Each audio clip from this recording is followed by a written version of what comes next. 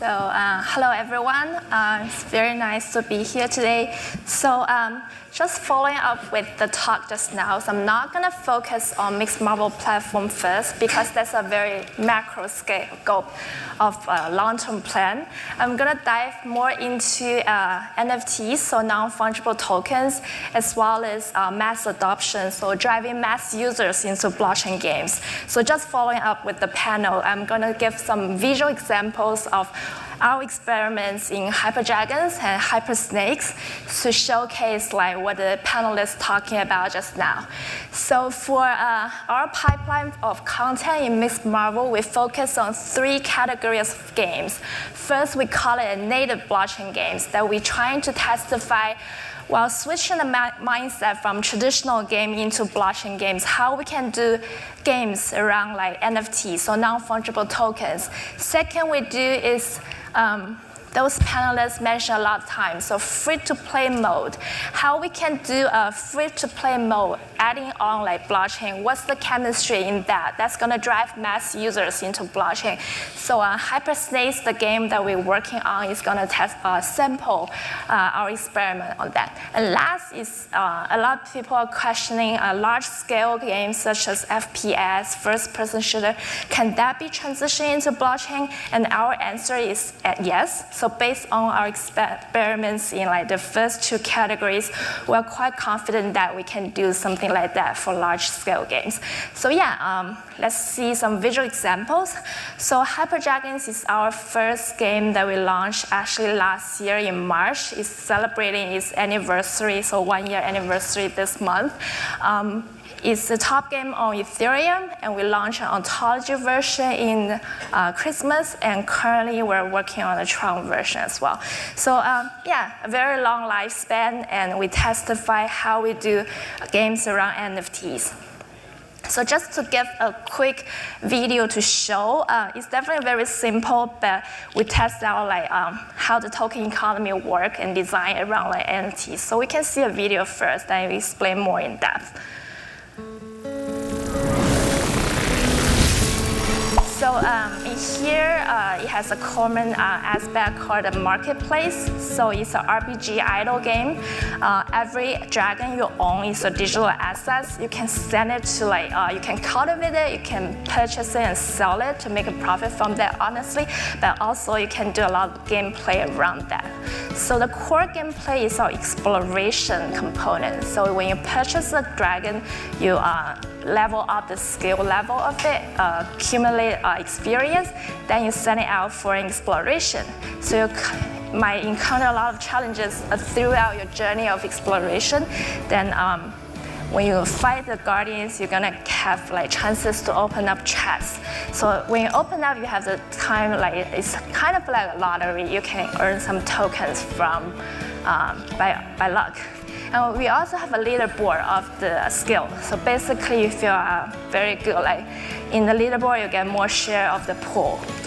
So basically, we'll open up more gameplay soon. So the battle arena is coming out in this, in our anniversary version as well. So could you turn up the volume a little bit later? So for our next video, we're gonna, yeah. So yeah, that's for Hyperdragons. It's all around NFTs. So we're gonna do more sort of those games to like showcase how NFT works.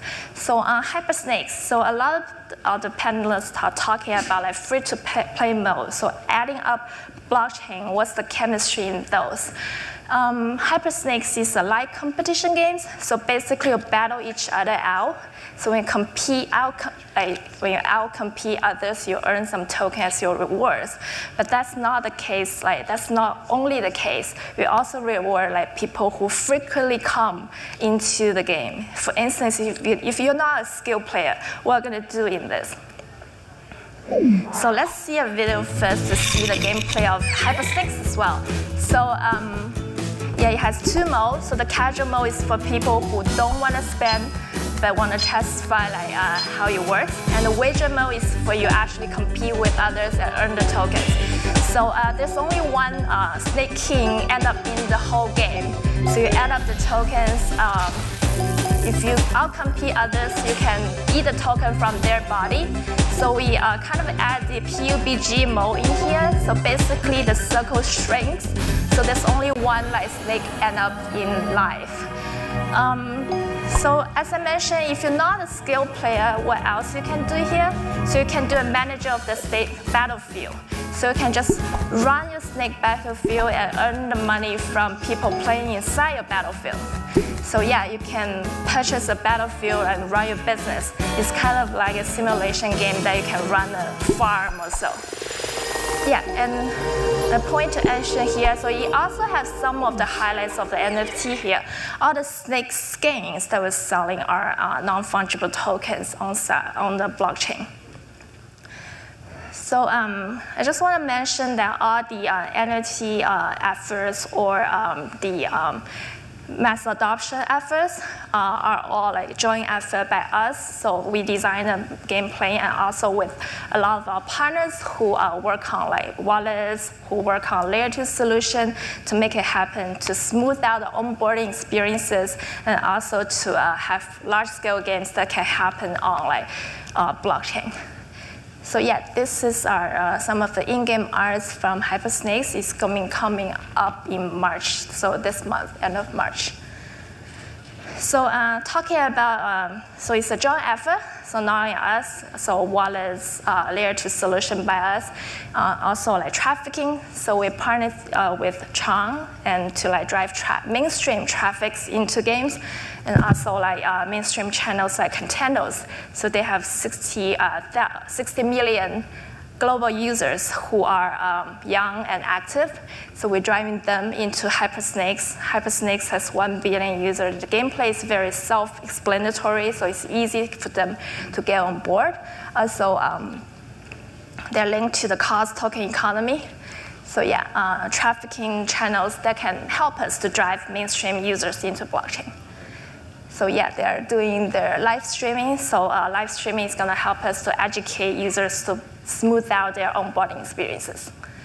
So that's all about our content. So I'm going to end up with a little bit about MixMarvel. So that's our platform. So all our blockchain games is going to be on there. And also, all we do from our previous examples, we put them into services and products. So for basically other third-party developers who want to quickly transition into the track of blockchain games, we can help them to save their time to get on board.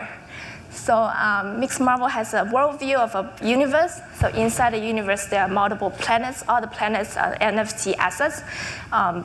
You're free to bring your external digital assets into the platform and build your own levels and challenges.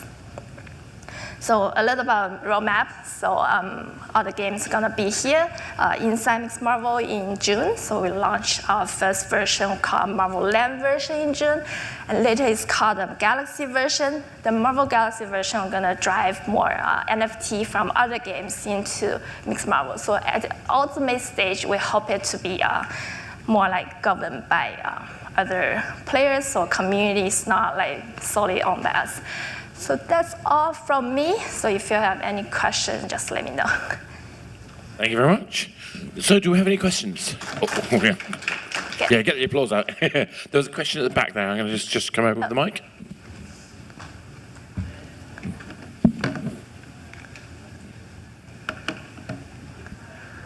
Thank you for presentation. And one, just not maybe a question, but can we hear a little bit about this first-person shooter game which will be released in April? Okay, yeah, I haven't touched that yet. So for a large-scale game, first, so our layer 2 solution is integrated with all the public chains. So Ethereum, Ontology, Tron, Neo. So basically, how we do it is that we provide smart contract documentation to third-party developers to help you put your assets onto your blockchain. And for your logic, we put it in layer 2 solution. So that's a state machine kind of technology. So you comply to a standard to write your logic in state machines. So logic is in layer 2. So the layer 2 solution is going to record all your in-game results, whatever you reach the consensus.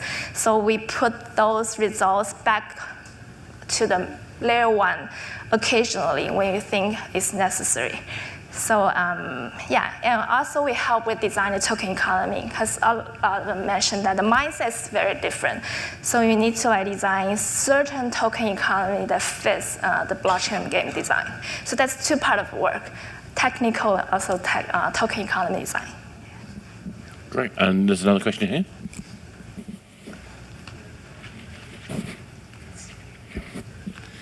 Thanks. Hypersnakes looks super fun. Thank you. I was wondering, is Hyper Dragons on multiple blockchains? And if so, or even if not, what behavior differences do you notice between users on the different chains? Yeah, that's a very good question. So HyperDragons is currently on Ethereum and Ontology. So Ontology later on Tron and probably on EOS we haven't, because EOS is very different from other public chains. So they need to integrate our layer 2 as well. So for users and communities, I always question about that as well. So for Ontology and Tron, honestly for developers, they get access to their core users. But for Ethereum, the users are very high quality, but the users are very dispersed. You don't get to, you need a lot of effort to drive on your own users. So that's the difference from like those other options of public chains. They use their marketings or whatever community to drive users for you. They help you with trafficking. Rather than Ethereum, you need to find your own way out. Does that answer your questions? Cool. I think we have time for one quick question. Okay, here we go. So, what do you see has been successful in getting your #1 rankings and getting communities involved? China and other places, what's different geographically on what you need to do to really execute getting users? Actually, our users are not that much from China, honestly, because, for instance, Ontology, a lot of their users are actually from NEO, so a lot of NEO users are actually in Europe and definitely North America. So we are, for those community, I always say it's a 3-layer solution.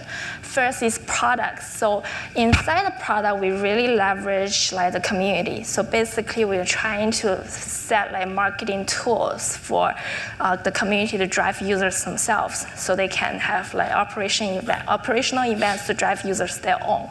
So inside the products, we think about marketing, always think about marketing side. So it's not only a pure product itself. And from technology-wise, we support with toolkits for them to like easily sell it to drive other users. And from, definitely from the community-wise, we work with public chains on the top level to like drive their community users and convert it to like our game, into our game. That's where it helps having, I guess, people who can change your asset from one game to another. Kind of Yes. like the Zynga, if you advertise on poker, you can launch games on poker. Yeah, so basically currently most of the users are playing in multiple public chains. They're like testifying like different gameplays for HyperDragons on different public chains. Thanks. And on that point, thank you so much. That's been fantastic.